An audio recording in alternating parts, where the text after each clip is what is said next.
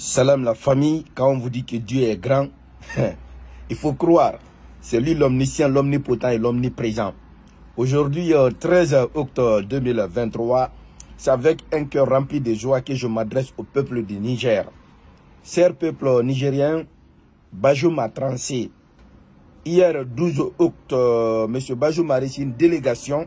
J'avais eu les informations, mais je voulais me rassurer. Et ce matin, il y a l'agence France Presse qui vient de partager sur son site. Vous pouvez aller vérifier l'agence France Presse. L'interview de M. Bajoum à travers son porte-parole. M. Bajoum dit, je cite, bien avant même de vous livrer, vous connaissez très bien les règlements.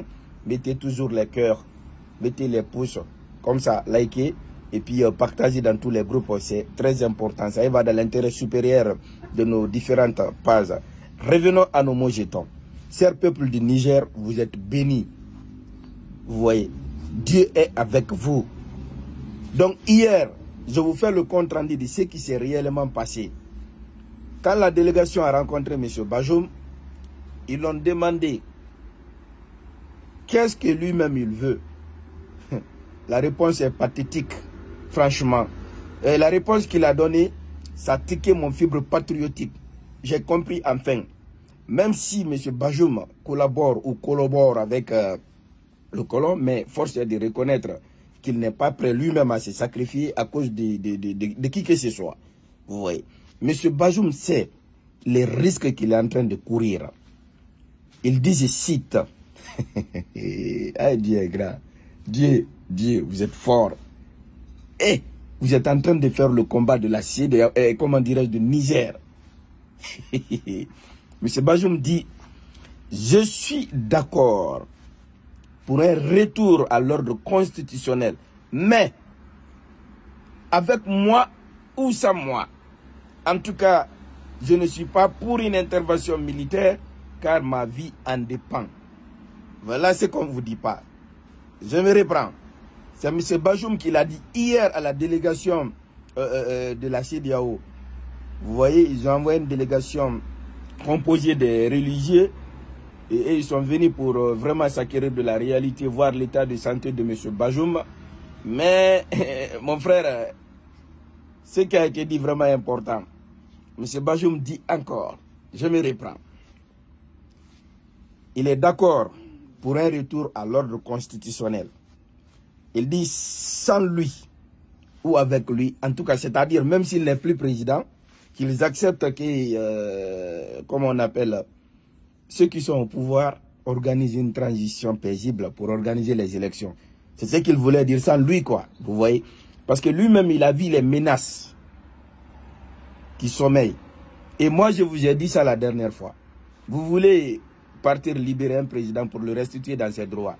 Sauf que, pour ceux qui connaissent le Niger, le palais du peuple du Niger se trouve dans un camp militaire. Imaginez un peu, si vous faites de l'assaut là-bas, les bombardements même peuvent tuer Bajoum. Parce qu'il est au beau milieu là-bas. Vous voyez? Donc, Bajoum a peur pour sa vie. Il dit non. Lui-même, il ne veut pas une intervention militaire. Donc, c'est Bajoum qui dit. Voilà pourquoi chacun de nous doit être vigilant. Ce n'est pas à cause de Bajoum maintenant on va s'attaquer au Niger parce qu'il a confirmé devant tout le monde.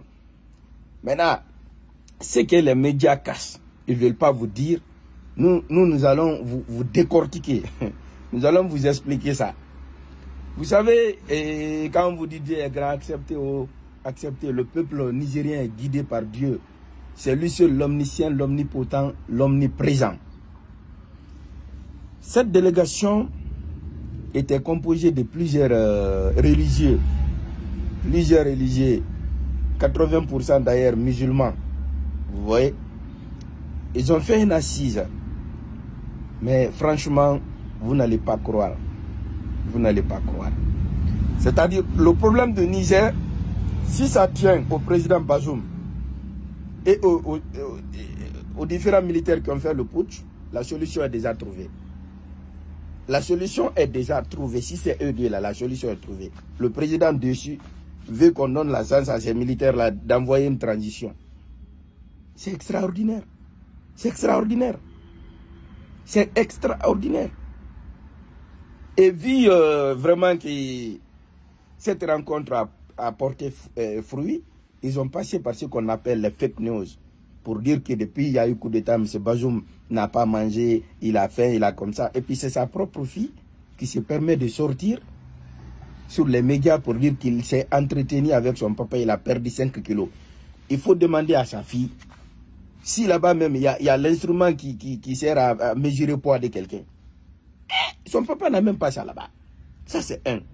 De deux, dire que son père n'a pas mangé, est-ce qu'elle-même elle est consciente de l'état de santé de son papa?